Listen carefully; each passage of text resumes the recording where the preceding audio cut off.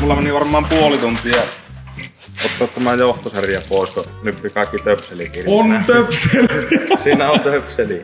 Miksi tää ylipäätään kiinnostaa meitä? No se saatiin halvalle. Onko Lasse näin? Ei siis... Kun halvalla sai. Eikö se ole se perinteinen? Joo. No joo, tässä meillä on... Miksi ei tässä näy mitään? Ahaa. Joo, siellä. Ja se oli... Niin tosiaan... Pitäisikö meidän vaihtaa nyt kumminkin tästä kun oikein tuu nyt mitään? Ollaan vähän niinku pois omilta... Joo, nyt oli kyllä väärinpäin. Onko nyt tutumpi? Joo, nyt on kyllä. Sijoittelu. Nyt on parempi sijoittelu. Joo. Jaa, mitä meillä on tässä? No tässä on ne jännempi. Vetterille kiitokset. Tuli sieltä tämmönen tutkailtavaksi erikoisempi moottori. Joo. Rikki tämä siis on, mutta ei mahdottoman rikki. Joo. Semmonen kone kuin OM656. Elikkä Mersu hairahti V6 dieselin välissä ja sitten se palautui tähän suoraan kutoseen. Tämä on nyt se uusin tuotos, mikä on tällä hetkellä tuotannossa. Viimeisin niinku Commodore eli kutoskone. Joo. Semmonen vähän erikoisempi pata. Näitä ei oikein vielä kellään ollut hypisteltävänä tällainen, muuta kuin autokorjaamalla. Niin. Mutta tässä nyt tehdään tarkempaa syyniä Lassen kanssa ja kaivellaan tästä tietoa, mitä pystytäänkö. Ei netistä hirveästi vielä löydy. Sitten speksailla, että mitä sille voitaisiin tehdä, että saataisiin viriaihio siitä. No niin, joo, tämänkin speksailudessien tarjosi Car Vertical. Ihan tosi. Joo, sieltä paljon se oli 20 pinnaa alennusta Kyllä. raportista Black Smoke-koodilla. Jep. Ja sitten meillä on täällä tämmönen ihmetys tarkasteltavana kuin Kia Ceed. Siiti. Joo. En tiedä lausutaanko se noin, mutta Joo. sopii tässä joo. Joo, tässä tosiaan raportista löytyy, niin käyttötarkoitus näyttää hyvältä. Näyttääkö se tuossa, että jos on tyyli ollut taksina tai jotain? Joo. Erikoisuutta. Kyllä. Sitten matkamittari ei ole rukattu. Rekisteröinti ja oikeudellinen tila. Eli se on varmaan ihan sillä oikealla omistajalla tällä hetkellä. Joo, tosiaan vahinko vaatii huomiota. Kaikkea ei näköjään voi rahallakaan piilottaa. Siellä Onko siellä kuvia?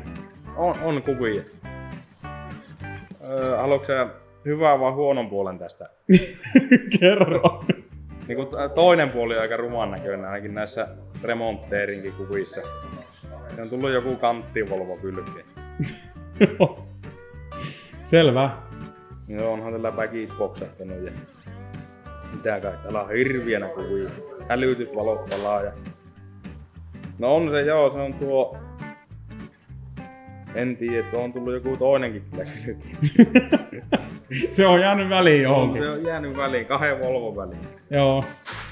Joo. No mitä jos haluaa hyötyä tästä tarjouksesta? Kyllä kannattaa äkkiä tsekata, jos oot autoa ostamassa, niin tuommoinenkin voi tulla pikkusen yllätyksenä. Kyllä se voi. Että huomaat, että jäätäänkin ollut joskus punainen auto. No toki sen näki ehkä muualtakin, mutta siis lähinnä. Joo. Tuommoinen, niin jos ei suojat oikein istu, niin siihen voi löytyä syykö tsekkaa Car Verticalilla. Kyllä. Ei tässä muuta näköjään. Kilometrit nousee ihan fiksusti ja ei ole paljon vielä keretty rullatakaan. Mutta kyllä se huomaattaa, ole varovainen, tämä ajoneuvo vaurioitui 2019. Tuntematon korjauskustannus. Mutta joo, siis luultavasti moneen autoon näyttää, että kuinka kallis kolari on ollut. Jos ei kuvia näy, niin varmaan hinta löytyy. Että on kuin tyyris, niin pystyy päättelemään, että onko sitä fiksu ostaa. Mutta kattava raportti. Sitten löytyy kaikki vakuutustiet, omistajan muutokset ja muuta. Kyllä. Car Vertical, tsekkaa tämänkin. Ja koodi oli? Black Smoke. Black Smoke koodi. Hyvä. Simppeli koodi, muistuu mieleen. Jatketaan ihmettelemistä. Kiitos Robert. Olen nyt työtön. Ei kai. Hienosti. Hienosti. Tuolta löytyy. Mä olin, että jos siinä, Niin sielläkin on koodi. jos siinä nyt on jotakin sanomista, niin mä tuun puuttumaan asiaan, mutta ei tarvinnut tulla muuta kuin viisastelemaan. Hyvä Robert. Kyllä näillä mennään. Jatketaan Jatketaan tämä ihmettelyä. speksailua. Miksi tää ylipäätään kiinnostaa meitä? No se saatiin halvalla. Onko Lasse näin? Ei siis, Kun halvalla sai. eikö se ole se perinteinen? Joo. Mutta ei, siis tässä on jännä nähdä, että mitä innovaatiota tuo Mersu on tehnyt uudempiin moottoreihin ja sieltähän paljastukin se, esimerkiksi se DLC-pinnotettu männäntappi, mikä on sitten kilpa-autoon tullut ja se ei olisi ollut tiedossa, että tässä on ne. Lasse se ja sinne on kekkassu joku peli laittaa. Joo, se on turbotekniikan kanssa speksattu juttu, että meillä oli helaton veivi ja DLC-pinnottu männäntappi. Joo. Se, mitä me prototyypattiin ja todettiin toimivan, niin se ratkaisu on täällä moottorissa. Sitten toinen, niin tässä on sama puristussuhe tehtaalta, mikä on meillä muutettu tuohon 123 kilpa-automaan. Joo. Tää on jo 15,5 puristuksella tehtaalta. Teräsmäntä, alumiinilohko, Se on alumiinisilikoita. käänteinen systeemi. Teräsmäntä ja alumiinilohko. Normaalisti jos ajatellaan nanoslide. Joo. Eli normaalisti jos ajatellaan näitä meidän moottoreita, me joudutaan tehdä sitä männänlakea vähän väljemmäksi, koska mäntä ottaa suurimman osan lämpökuormasta. Ja se alumiini lämpölainee paljon ja pytty on terästä, niin se lämpölainee vähän. Siinä tulee siihen ongelmaan, kun se kuumuu, niin sitä aina kato välyys. Joo. Nyt tässä on teräsmäntä ja alumiinilohko, eli välykset voi olla tosi pienet ja mäntä ottaa eniten lämpöä, se lainee vähän ja pytty lainee enemmän, mutta se ei tavallaan se lämpötila ero, koska mäntä ottaa suurimman osan lämmöstä, niin se tasaa sen lämpölainemisen, jolloin se voi niin läpi alueen olla pienemmillä välyksillä. Sitten huohotusasiat on pienemmät. Joo. Sitten se nanoslide pinnote, joka on siinä, se on niin suora alumiiniputki. Tai samaa valualumiinia, joka on koneistettu se splinterireikä. Ja sitten nanoslide pinnote. Se ottaa sen lämmön vastaan erittäin hyvin, että se osaa viedä sen pois. Ja se ei jää niin kuumaksi se. Okei. Joo, siinä on tosiaan tuo teräsmäntä. Ja se on kyllä painava, mutta varsin sitten punnittiin mäntätappi veivipaketti. Niin tämä on noin 80 grammaa kevyempi. Vaikka Okei. se on terästä. Niin se paketti verrattuna 613. Se oliko se, mitä se on? Kilo 680 grammaa. 613. Joo. Tarkistaa se itse asiassa. Mä sitä eilen. Mä puntaroin enääkin se mäntää häviin. Sitten jos tuosta teräsmannasta puhutaan, niin onhan me prototyypattu tätä asiaa joskus. Roppe on 3D-tulostanut meille männä, joka me on Mauritsion kanssa silloin. Mauritio on hoitanut niin piirustukset ja mä suunnittelun. Jotain samaa näköistä. Niin, on siinä jotain. Männän renkaat on viety matalalle, se todettiin, että se on vaan pakko. Mä saatiin 400 grammaa, olisi niin teräsmäntänä. Mutta tämä oli, katsotaan. Tää Niin tottahan sulla on vaakautus. speksailunurkka. Joo. Tässä on vähän hartsia jostain syystä. Joo, no on sitäkin punnittu. 661. Ja sitten versus mämäntä oli 627, mutta sitten tapeissa oli iso ero. Se vanha CD tappi on painavampi. Okei. Mutta niitäkin on kevennetty kilpa-autoja. Joo. Elikkä onko ne käynyt täällä öisin? On. On! Joo. Täällä on pretty much samoja juttuja, mitä on tehty. Tästä on tätä materiaalia vähennetty, niin me on tehty tänne vahvikelirvakkeet. Tuossa on tosiaan. Sitten tässä on nämä möykyt, niin nämä tullaan vinguttaan pois. Elikkä onkohan nyt kumpi ollut ensimmäisenä? Onko se Saksan poika vai onko se ollut linnunta? Ja tuossa on vanha CD tappimäntä veivi. Ja siitä noin 80 grammaa pois, niin on tämä moottori. Se on pitkälti sama. Ja, onko tää vakio? Eikö tääkin on koneistettu? Ei, tää on vakio. Onko vakio? On vakio, joo. Mutta siis esimerkiksi jos on 648, niin siinä on vähän pienemmällä keskireijällä. Niin se on taas painava. Se on vielä painava, joo. Mutta sitten kilpailutussa sitä porausta on muutettu ja on tehty isommat pisteet, että täältä ottaa pistepainoa pois. Joo. Mutta koska tää on teräsmäntä, niin se on joustoa vähemmän, niin se tappi on sama halkasijaltaan, mutta se on huomattavasti lyhyempi. Se tulee sitä pituuserosta suoraan se paino. Niin. Sitten muita mitä tähän on tullut.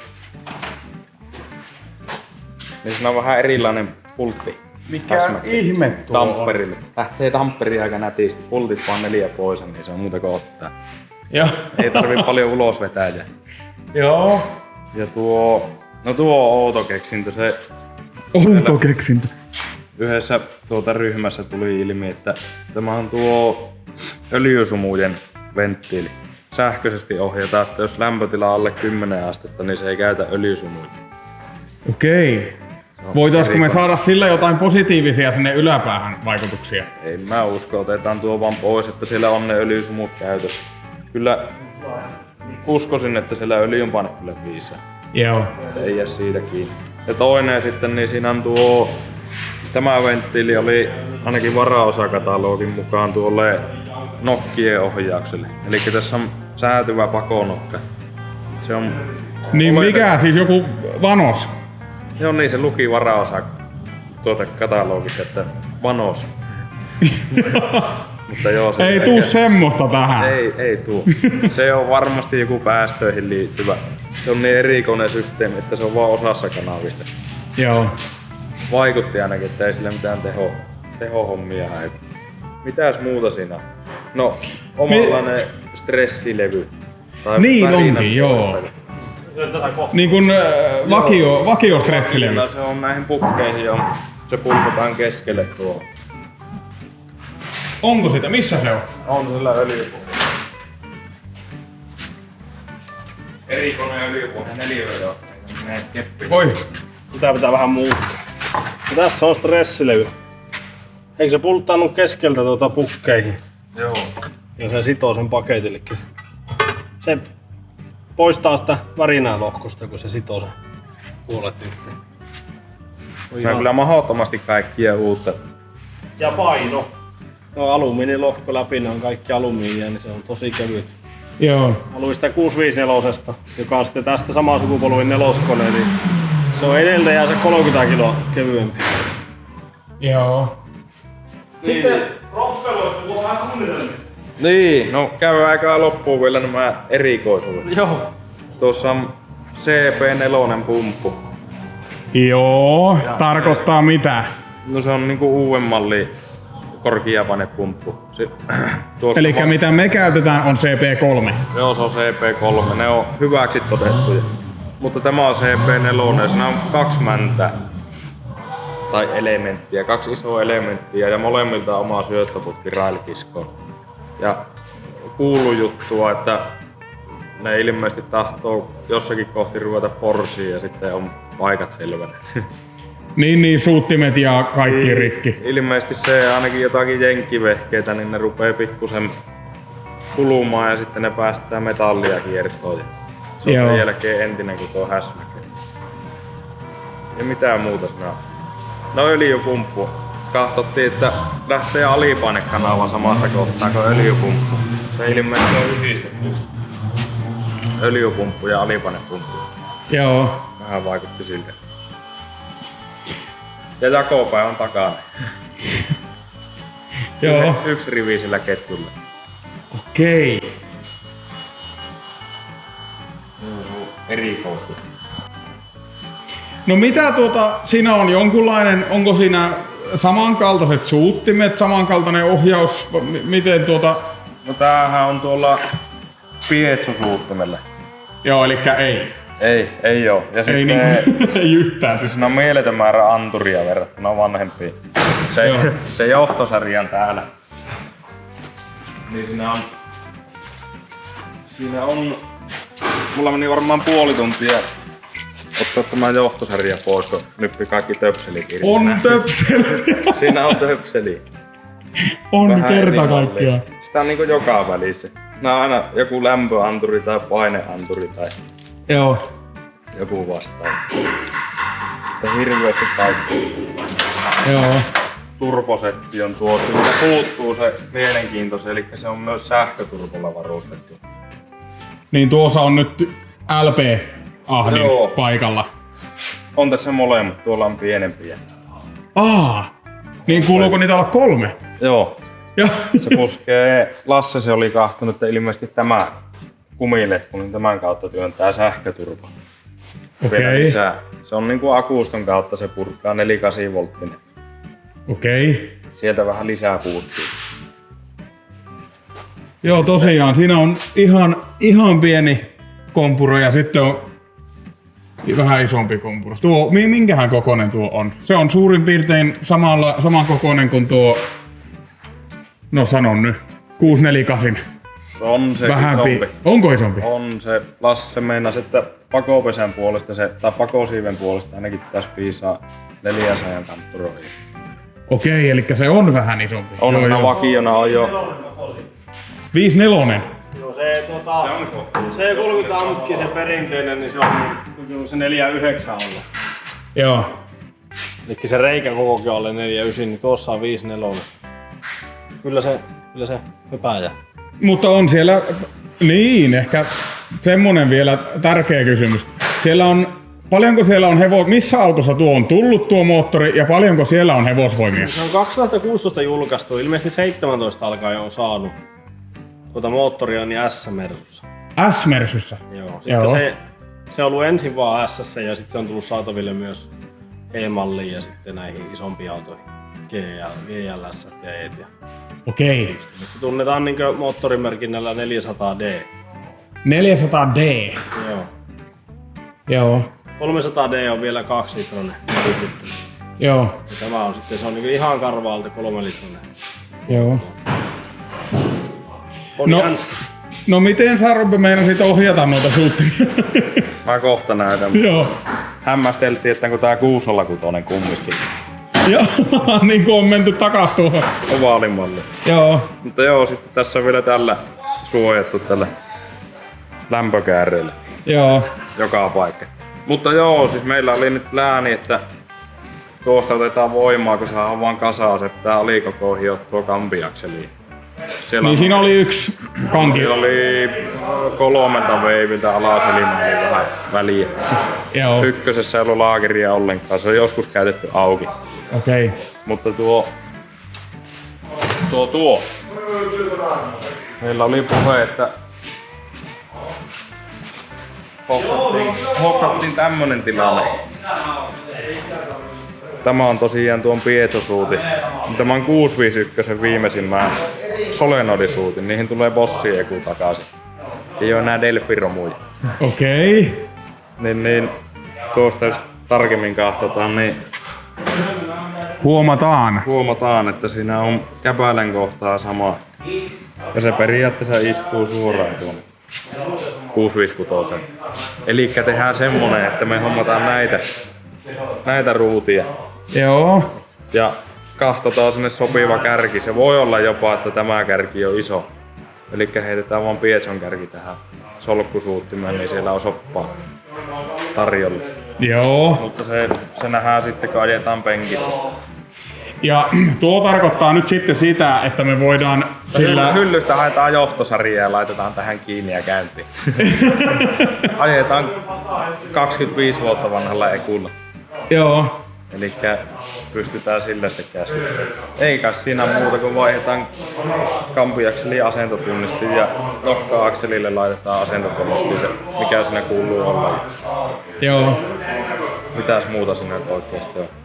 Triggeröinti pitää tehdä varmaan uusiksi. Elikkä vauhtipyörä. Niin, vauhtipyörä. Joo. Ja sitten korkeapainepumppu olisi aika makea, jos se saisi vaihdettua siihen CP3, niin ei käy mitään hassua. Niin luottopumppu. Luottopumppu. Vaikka useampaa. Niin, jossain on käännetty jopa 2 kappaletta. Mutta joo, semmonen, että ensin korjattaisiin tuo ja sitten modattaisiin se sillä, että se saadaan tuolla EDC-15 sillä Ekulla käyntiin. Joo. Sitten siinä oli semmonen suunnitelma, että se heitettäisiin 190 koppaan. Joo. Ja siellä ajettaisiin semmosella kevyellä, varmaan ensi alle kuin 400 jopa teholla. Testiä silleen, Joo. että minkälainen kone se ylipäätään on. Sitten sen jälkeen muutama turbosmartti kylkeen ja Joo. Näin niitä könnä. joo.